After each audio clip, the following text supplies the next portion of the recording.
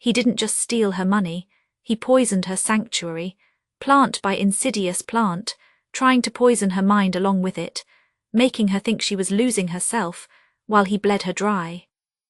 It's one of the most chilling stories I've ever heard, the kind that crawls under your skin and stays there.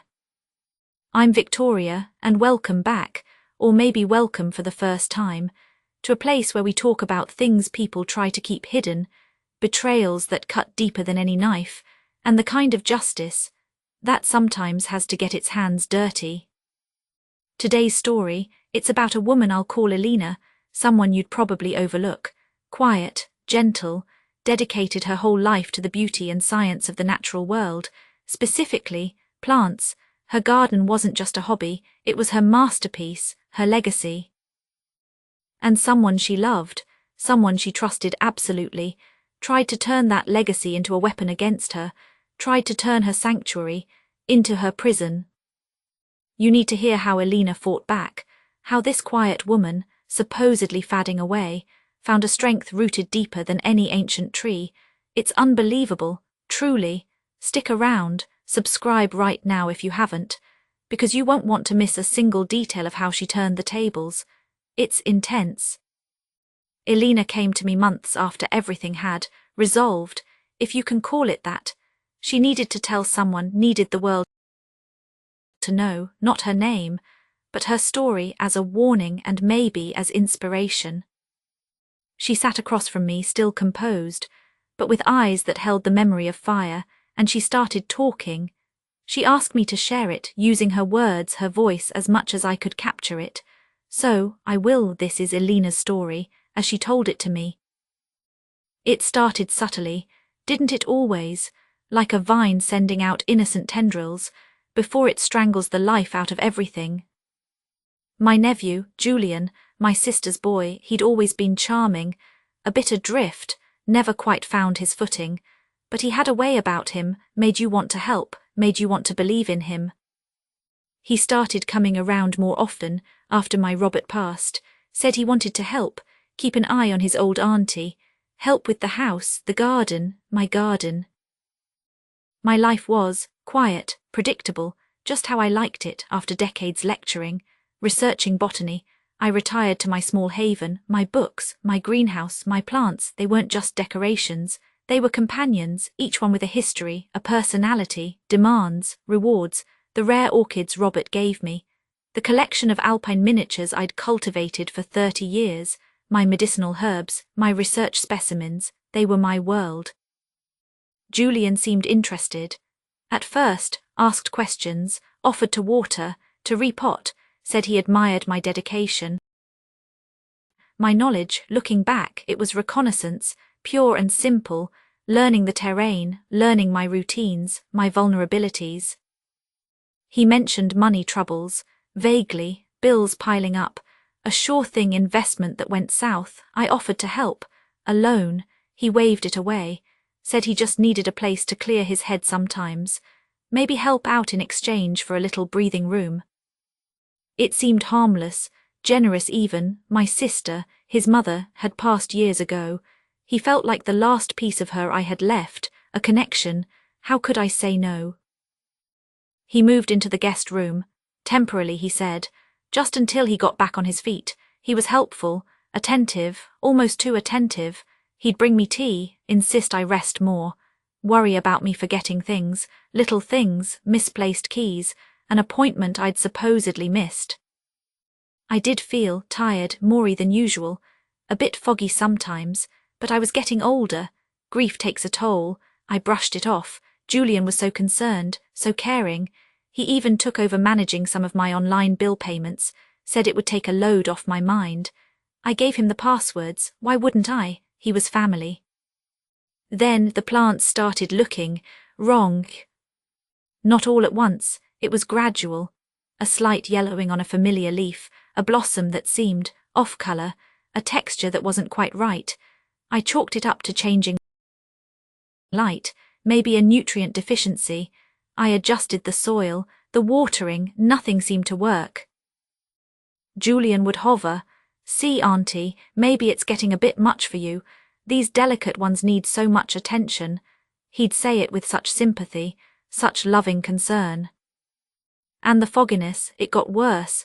Headaches, sometimes a dizzy spell, nausea that came and went, I felt, diminished, like my own mind was betraying me, just as Julian kept gently suggesting.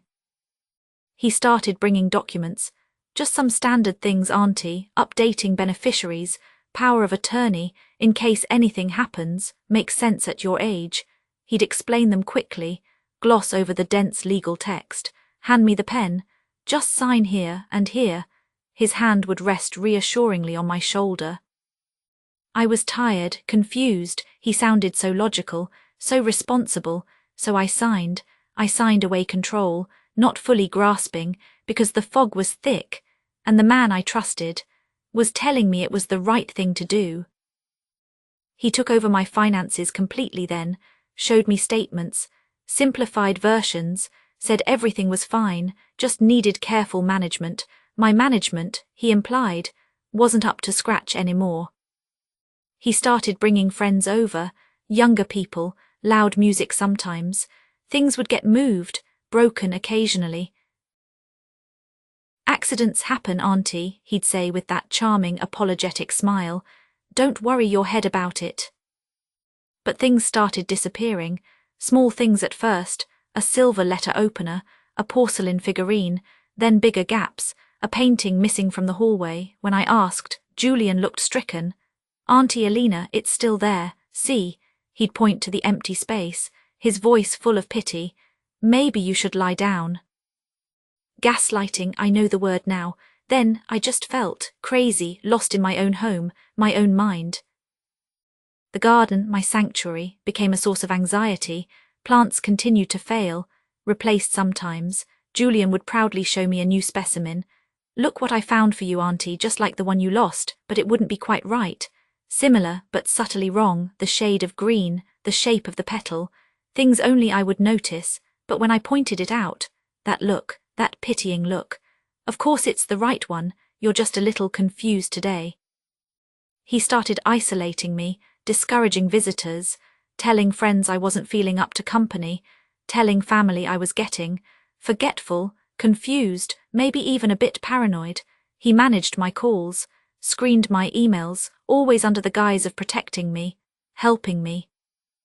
My world shrank, to the house, the increasingly alien garden, and Julian, my kind, caring, concerned nephew, who was patiently, systematically dismantling my life, my identity, my sanity.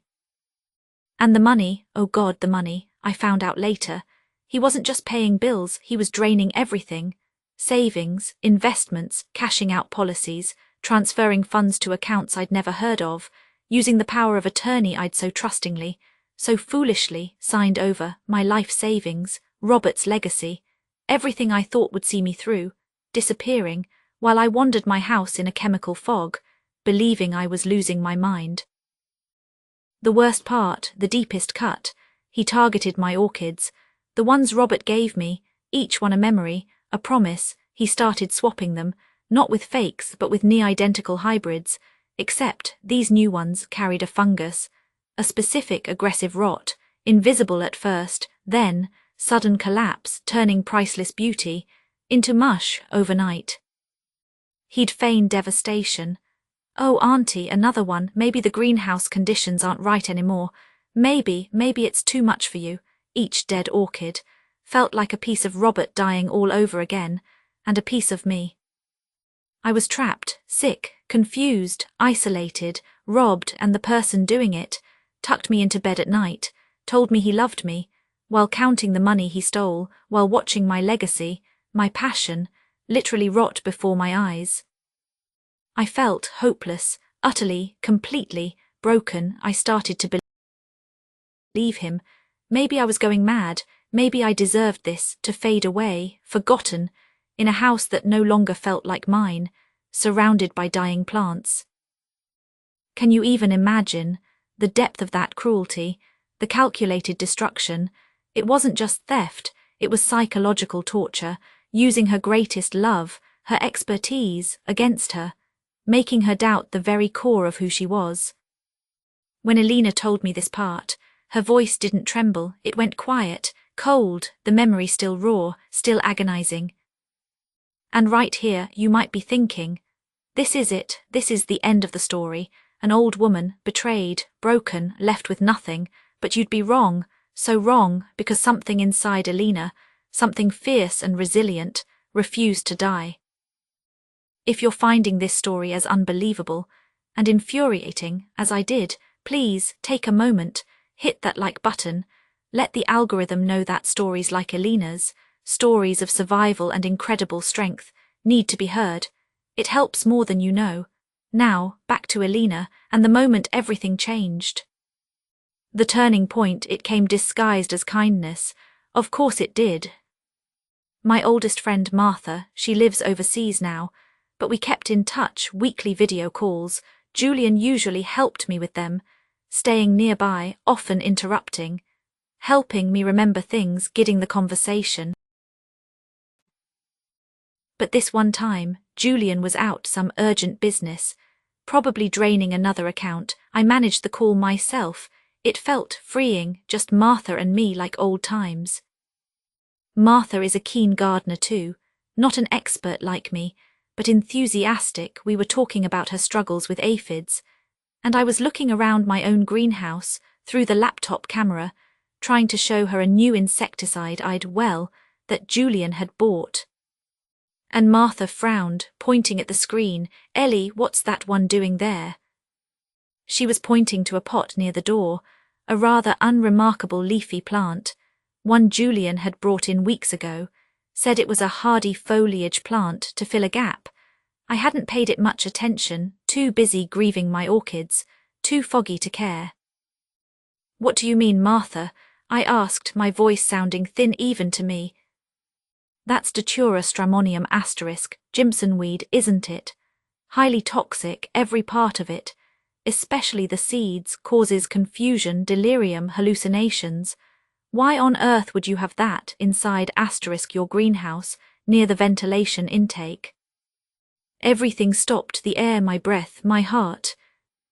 Datura, of course, I knew the plant, studied it years ago, its alkaloids, atropine, scopolamine, used sometimes in medicine carefully, but notorious as a poison, a delirium, subtly toxic even through pollen inhalation in enclosed spaces, especially over time.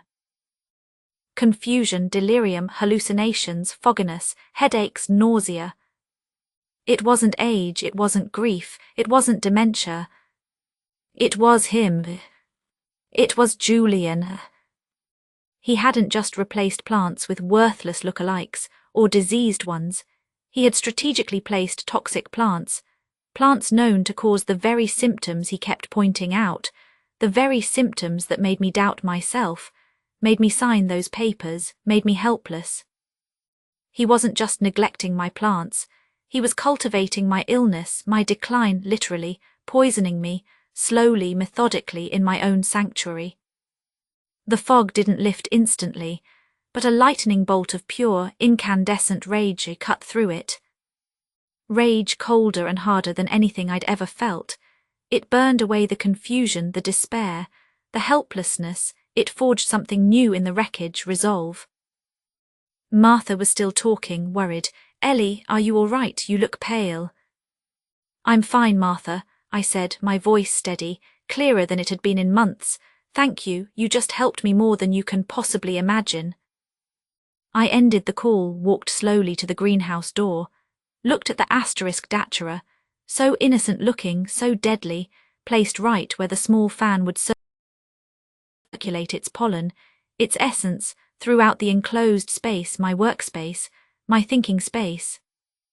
I looked at the wilting orchids, the strangely off foliage plant's suspicion crystallized into certainty. He hadn't just swapped them randomly. He'd chosen specific toxic mimics, oleander instead of a similar flowering shrub, foxglove asterisk seedlings mixed in with harmless ones, subtle, clever, diabolical, using my own expertise against me, banking on my trust and my induced confusion.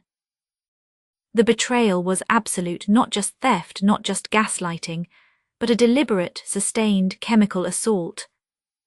And in that moment, Standing on the threshold of my desecrated sanctuary, I didn't feel fear, I didn't feel despair anymore. I felt fury, a deep glacial fury, and I knew with chilling certainty what I had to do.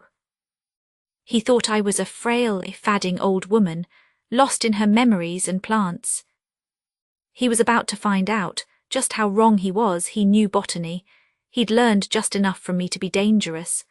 But I wasn't just a botanist, I was a master of it, and my knowledge, the very thing he tried to twist against me, would become my weapon.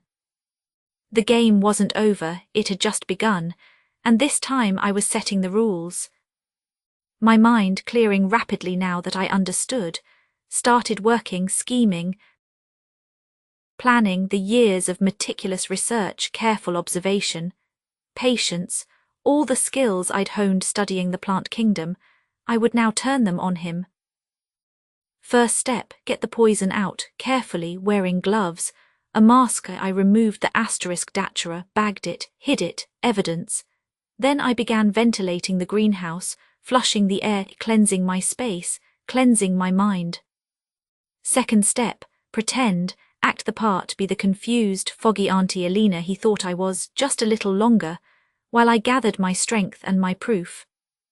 He came home later that evening, all smiles and concern. "How was your day, Auntie? You seem a bit more tired today." I gave him a weak smile, let my eyes drift vaguely. "Oh, just the usual, dear, a bit fuzzy." He patted my hand. "Don't worry, I'm here to take care of you." "Oh, you have no idea, Julian," I thought, "you have no idea what's coming." The investigation began quietly, methodically, like tending a rare seedling. I needed proof, hard proof, not just my suspicions. I started documenting everything, secretly, taking photographs of the swapped plants, noting the dates Julian brought them in, researching their specific toxic properties, cross-referencing them with the symptoms I'd experienced. It was a chilling match. I needed samples. Carefully, when Julian was out, I took small leaf cuttings, soil samples around the toxic plants, bagged them meticulously, labeled them with dates and locations, hiding them in an old research trunk in the attic, a place he'd never look, full of dusty papers and forgotten experiments. Then the finances, this was harder. He controlled everything online, changed passwords, locked me out of my own life. But he underestimated me, underestimated my meticulousness, my memory. Before he took over, I'd kept paper records, old habits, tucked away in filing cabinets he hadn't bothered to search thoroughly, bank statements, investment summaries, pension details, enough to show what I should have had, compared to the paltry sums he now claimed were left. I needed help, someone on the outside, someone I could trust implicitly. Not family. Julian had poisoned that well too effectively, spreading his rumours, isolating me. I thought of Dr. Aris Thorne, a former colleague, a brilliant forensic toxicologist. We collaborated on a paper years ago about obscure plant-based poisons used in historical crimes. He was discreet, thorough, and owed me a small favour from that time. Getting a message to him was risky. Julian monitored my phone, my email. I had to be clever. I used the library computer during one of my rare supervised outings, created a temporary anonymous email account, sent a cryptic message referencing our old research, hinting at a modern parallel, asking for a discreet consultation at a neutral location, a quiet cafe near the university. He replied within hours, intrigued, agreed to meet. Meeting Aris felt like breathing fresh air after being trapped underground. I laid out the story, the symptoms, the datura, the other suspicious plants. My voice was steady, fueled by cold anger. He listened intently, examined the preliminary photos I'd managed to print at the library. His expression grew grim. "Elena, this is monstrous, if your suspicions are correct." "They are, Aris. I know plants, and I know my own body or what's left of it." He agreed to help analyze the samples I'd collected discreetly. Off the books for now, He also connected me with a forensic accountant, someone equally discreet, specializing in elder financial abuse. Another secret meeting was arranged. Now I had a team, small, secret, but powerful. While they worked behind the scenes, analyzing toxins, tracing money trails, I played my part, the docile, declining aunt. It was the hardest acting job of my life, smiling at him, accepting his tainted tea, making vague conversation, while inside I was plotting, calculating, waiting. The accountant found it quickly, a complex web of transfers, shell accounts, lavish spending. Julian wasn't just covering debts, he was living large vacations, cars, expensive gadgets, all bought with my life savings, while I was supposedly needing his charity, his care. The toxicology reports came back, confirming everything: traces of atropine, scopolamine, digitoxin, olendrin, consistent with the plants I'd identified, consistent with prolonged, low-level exposure, enough to cause serious cognitive and physical impairment, especially in someone my age. It wasn't just negligence, it was deliberate poisoning attempted. Well, I didn't want to finish that thought, not yet. Armed with proof, financial records, toxicological evidence, my own clear-headed testimony waiting to be unleashed, it was time to stop playing defense, time to go on the attack. But how? Just going to the police felt insufficient. He deserved more than just jail time, he deserved exposure, humiliation. He needed to understand the full scope of what he'd done, to have his charming facade ripped away in front of everyone he'd fooled. My mind went back to the garden. His weapon of choice, it would be mine too, not with poison but with truth, amplified by nature. I started planning a gathering, a family meeting, ostensibly to discuss my future care, something Julian had been pushing for, suggesting a facility where I'd be safer, more easily managed, controlled, forgotten. I let him think he was winning, agreed to the meeting, suggested we hold it at the house in the conservatory, my conservatory, which I had begun, secretly, restoring. While he was out, I worked tirelessly, replacing the toxic plants with their harmless cousins, cleaning, pruning, bringing back the light, but I also introduced something new, something specific. Urtica dioica, stinging nettles, carefully cultivated in attractive pots, placed strategically near chairs along pathways, harmless if untouched, but notoriously irritating if brushed against, especially the potent strains I'd sourced. And in the center of the room, a beautiful floral arrangement, containing carefully selected blooms known for their intense pollen, nothing toxic, but highly allergenic to susceptible individuals. And I remembered Julian suffering from terrible hay fever as a child, something he probably thought I'd forgotten. The stage was set, the evidence compiled, my allies ready. Aris Thorne agreed to be present, introduced as an old family friend. Concerned about my health, the accountant had prepared a devastating summary, ready to be revealed. I felt a tremor, not of fear, but of anticipation, of righteous fury honed to a razor's edge. He wanted to discuss my future care. Fine, we would discuss it, along with his. The day arrived, clear and bright. Julian was smug, confident, ushering in the few relatives he hadn't completely alienated, his voice dripping with false concern. "Thank you all for coming, it's so hard, but we need to make plans for Auntie Alina's well-being." He led them towards the conservatory, my conservatory, now gleaming, filled with healthy plants, and my carefully placed surprises. I sat quietly watching them enter. Julian took his usual seat close to me, ready to manage me. His arm brushed against a pot of nettles as he sat down, a tiny gasp. He rubbed his arm absently, a slight redness appearing good. The air was thick with the scent of flowers, and pollen. Julian's eyes started to water. He sniffled, pulled out a handkerchief. He began his speech full of loving concern, mentioning my episodes, my confusion, the burden of my care, painting himself as the dutiful martyr. I let him talk, let him dig his own grave. His sniffling increased, his eyes puffed up. The nettle stings on his arm were raising angry welts. He was becoming visibly uncomfortable, distracted, his smooth facade starting to crack. Then, at the right moment, I interrupted, my voice clear, strong, cutting through his performance. "Julian, dear, before you finalize my committal," I paused, letting the word hang in the air, "perhaps we should discuss your finances." His head snapped up, eyes wide, watering profusely. "What, Auntie, I don't." "Oh, I think you do," I said calmly, and nodded to the accountant, who stepped forward, placing a thick folder on the table.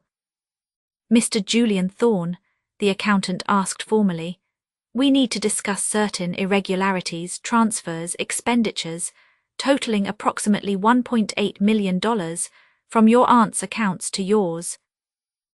Silence, utter shocked silence, except for Julian's ragged breathing, his frantic scratching at his arm. He tried to bluster. "This is ridiculous, lies, she's confused, she doesn't understand." "Oh, I understand perfectly, Julian," I said, my voice like ice. "I also understand botany."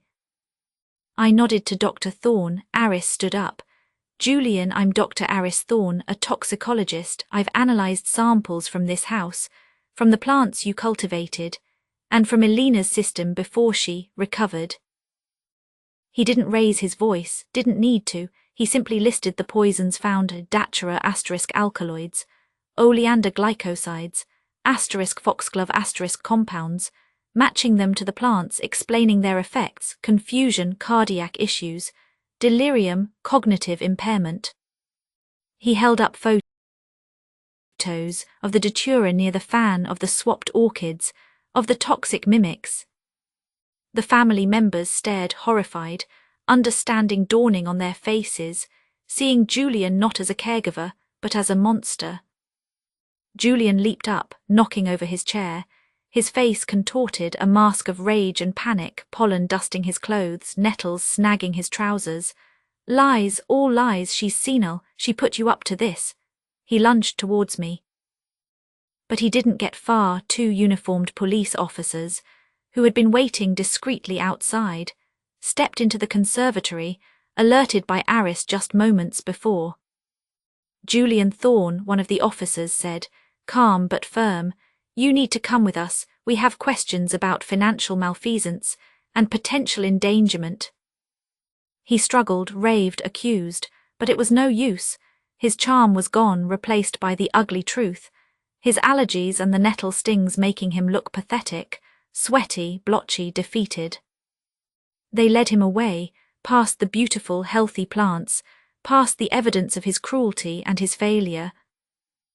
The remaining family sat in stunned silence, looking at me, really looking at me for the first time in months, seeing not a frail old woman, but someone who had faced darkness and fought back with knowledge, with courage, and with ice-cold fury. There were apologies, stuttered explanations, offers of help. I accepted none of it, not then. Trust, once shattered so completely, doesn't mend easily, if ever. The fallout was biblical. Julian faced multiple charges: fraud, elder abuse. The poisoning charges were harder to prove definitively to a criminal standard. But the evidence was presented, painting a picture so vile, it sealed his fate on the other counts. He lost everything: his reputation, his freedom, his inheritance, gone. The legal battles took time, energy, more money, but I pursued it relentlessly. Every last stolen dollar accounted for, every deceit exposed. I reclaimed my home, my finances, my life. My garden became my therapy. I purged the last remnants of his toxic presence, nurtured the survivors, brought in new life. It's different now, still beautiful, but maybe a little wilder, a little less trusting like me. I established a small foundation, using some of the recovered funds and my knowledge to help other victims of elder abuse, especially those targeted through manipulation and gaslighting, using horticultural therapy and forensic botany consultation, when needed, turning my pain into protection for others. Justice, yes, it felt like justice, harsh, uncompromising, but necessary. He tried to bury me. He didn't know I was a seed. Wow, just wow. Elena finished her story, took a slow sip of water, her eyes meeting mine, still holding that fire tempered now, but there. She reclaimed everything, her money, her home, her sanity, her power, using the very knowledge her abuser tried to weaponize against her, turning his poison into her antidote and his downfall. It's a story about the darkness people are capable of, especially towards those they should love and protect. But it's also a story about incredible resilience, the power of knowledge and the righteous fury that can bloom, even in the gentlest souls, when pushed too far. Was her response extreme, orchestrating that confrontation, using the nettles, the pollen? Some might say so, others might call it perfectly calibrated justice, a taste of his own medicine, delivered with devastating precision. What do you think? Was it justice or revenge? Or maybe, sometimes they're the same thing. Let me know your thoughts in the comments below. I truly want to hear what you think about Elena's choices. And if this story moved you, or maybe even chilled you, please consider subscribing and sharing it. These stories matter. These voices deserve to be heard. We need to be aware, and we need to know that strength can be found in the most unexpected places, even in a quiet garden. Thank you for listening, really listening. I'm Victoria, and I'll be back soon with another story you won't forget. Take care.